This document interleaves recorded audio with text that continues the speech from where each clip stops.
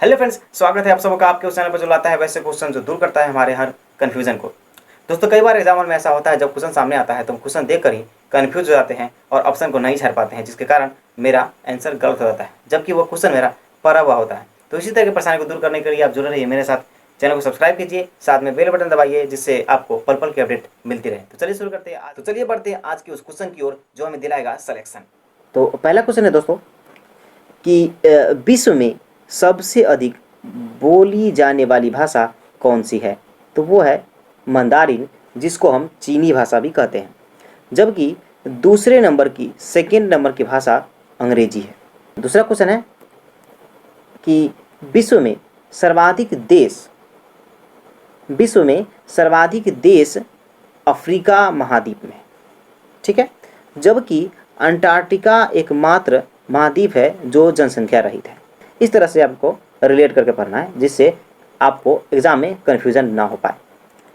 अगला क्वेश्चन है कि कुतुबुद्दीन ऐबक को लाख बख्श की उपाधि दी गई है।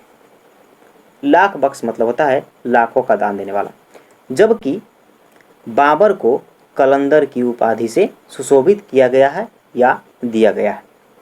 ठीक है, इन सारे क्वेश्चन को आप नोट करते रहिएगा, ये बहुत फायदा करने वाला है।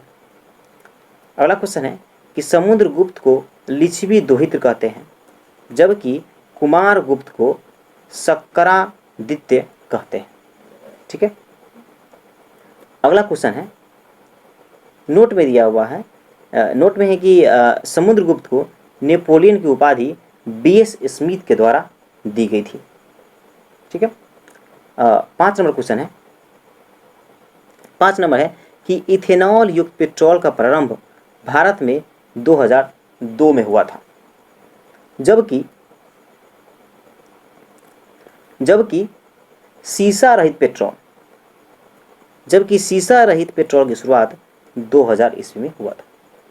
इस तरह से हम रिलेट करके पढ़ेंगे, यानी कि इथेनॉल युक्त पेट्रोल का प्रारंभ भारत में 2002 में, जबकि सीसा रहित पेट्रोल का शुरुआत 2000 ईस्वी में हुआ था। 6ठा नंबर क्वेश्चन है कि भारत में सर्वप्रथम स्वर्ण सिक्का का प्रयोग यूनानियों द्वारा किया गया, जो कि चित्रयुक्त एवं रूपयुक्त थी, जबकि सर्वाधिक सिक्के गुप्त शासकों ने चलाए थे। ठीक है, बढ़ते हैं आगे क्वेश्चन। अगला क्वेश्चन है कि अमेरिका की उच्च सदन को दुनिया की सबसे शक्तिशाली सदन कहा जाता है। यानी अमेरिका का जो सदन है उसको हम सीनेट कहते हैं, जैसे कि भारत में संसद कहते हैं, उसी तरह अमेरिका के जो सदन है उसको हम सीनेट कहते हैं, जो दुनिया की सबसे शक्तिशाली सदन है, जबकि भारत में दोनों सदन का महत्व समान है। ठीक है, अगला क्वेश्चन है कि संविधान का अभिभावक, संरक्षक, व्याख्याता ये सब सुप्रीम कोर्ट है, जबकि मूल अधिकार का रक्षक सुप्रीम कोर्ट व हाई कोर्ट दोनों है। ठीक है, 9 नंबर क्वेश्चन है कि सर्वप्रथम अर्थव्यवस्था के विकास मॉडल में सरकार का नियंत्रण व हस्तक्षेप अधिक था, जबकि वर्तमान में उदारीकरण व निजीकरण का महत्व अधिक है। ठीक है, बढ़ते हैं आगे। अगला क्वेश्चन है, राष्ट्रगान के गायन में लगता है 52 सेकेंड, जबकि राष्ट्रगीत के गायन में लगता है 65 सेकेंड। राष्ट्र गायन और राष्ट्रगीत में लोग कंफ्यूज करते हैं।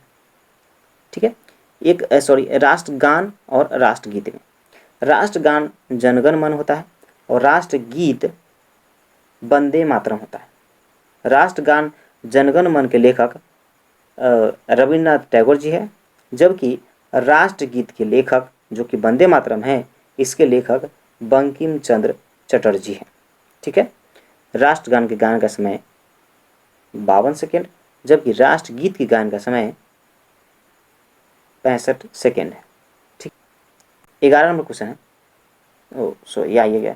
आइए कि रविन्द्रनाथ टैगोर की रचना, राष्ट्रगान की रचना रविन्द्रनाथ टैगोर द्वारा किया गया, जबकि राष्ट्रगीत बंकिम चंद्र चटर्जी द्वारा किया गया था। अगला क्वेश्चन है, अगला माओरी जो जनजाति है ये न्यूजीलैंड की जनजाति है, ठीक है, जबकि मसाई पूर्वी अफ्रीका की जनजातियाँ, ठीक है। ये सब एग्जाम से संबंधित क्वेश्चन है जो एग्जाम में पूछे जाते हैं, उसी टाइप के क्वेश्चन है। आप लोग इसे ध्यान से देखिएगा और नोट करने की कोशिश कीजिएगा। क्वेश्चन नंबर 13, एस्किमो जनजाति ग्रीनलैंड की है, जबकि पिग्मी जनजाति कांगो बेसिन की है। ये क्वेश्चन पूछे जाते हैं, ठीक है। बढ़ते हैं आगे। अगला क्वेश्चन है कि भारत का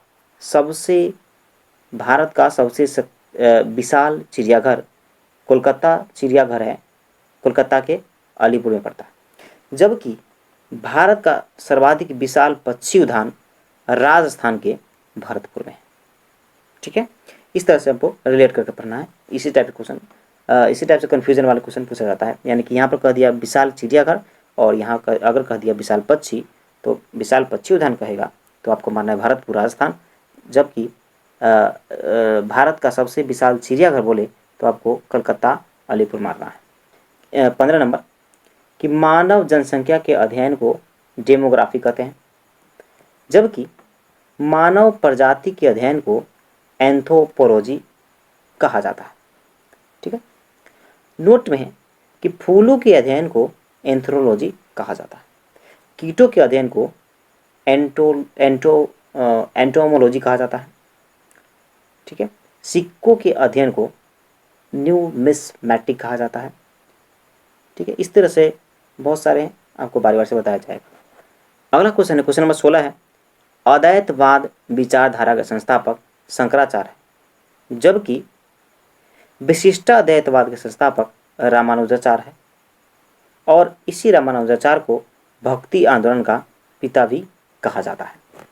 तो आज के लिए इतना ही क्वेश्चन है। आप लोग इस सारे क्वेश्चन नोट कीजिएगा। ये सारे क्वेश्चन बहुत ही इंपॉर्टेंट है और बार बार एग्जाम में पूछे गए हैं। यही वो क्वेश्चन है जो हमें सिलेक्शन की तरफ ले जाते हैं। तो इन सारे क्वेश्चन को आप नोट कीजिएगा और एग्जाम के समय बड़े ध्यान से इन सारे क्वेश्चन को पढ़िएगा, जिससे आप एग्जाम हॉल में कन्फ्यूज़न का शिकार न हो पाए। तो चलिए मिलते हैं अगले वीडियो में। वीडियो देखने के लिए धन्यवाद।